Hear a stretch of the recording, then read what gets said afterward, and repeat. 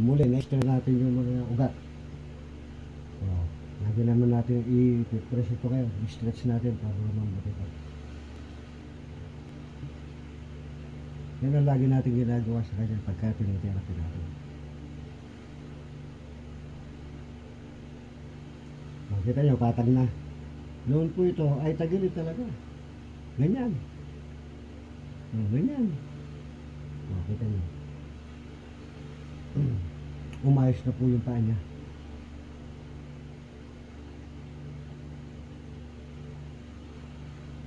Kasi matigas ito. Kaya lagi natin i-stretch sa kanya. Malaking tulong po ito sa kanya. At malaking recovery nila. Ito.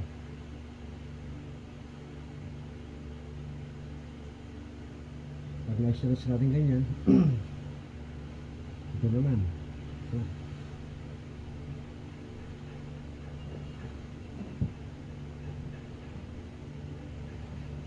Stretch naman natin ganyan.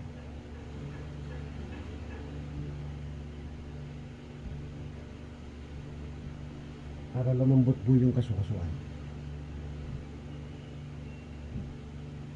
Siya ay ischemic stroke. Ang pinama sa kanya ay kaliwa. Kaya lagi natin gaganituhin pagka therapy natin.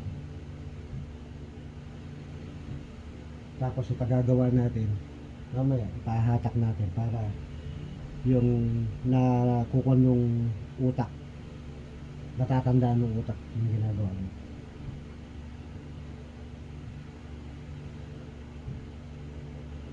Nararamdaman mo ako, ginaganyan ko.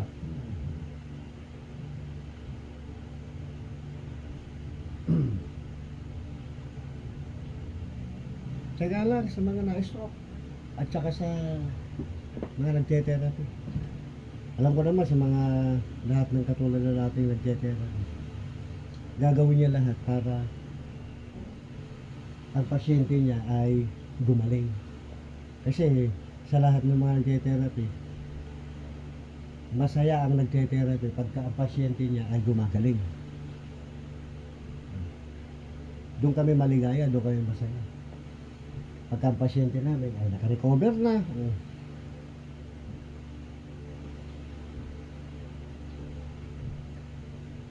Ito kung kukuhanan mo kaysa doon sa una, ay malaking recover na po si sir. Yes sir, kabigin mo, papunta sa'yo. Ayan. Tulak. Nabigin mo ulit. Papunta sa'yo. Para yan na aalala niya kung paano ang ginagawa niya. Baba. Kabig ulit. Nung paano yan, nung mga unang-una namin, hindi niya makabig. Kita niyo ngayon. Okay, kaya tuloy natin. Salamat po sa inyo. Yung YouTube channel po natin, huwag niyong kalilimutan. Sana po ay mag-follow po kayo, mag-subscribe.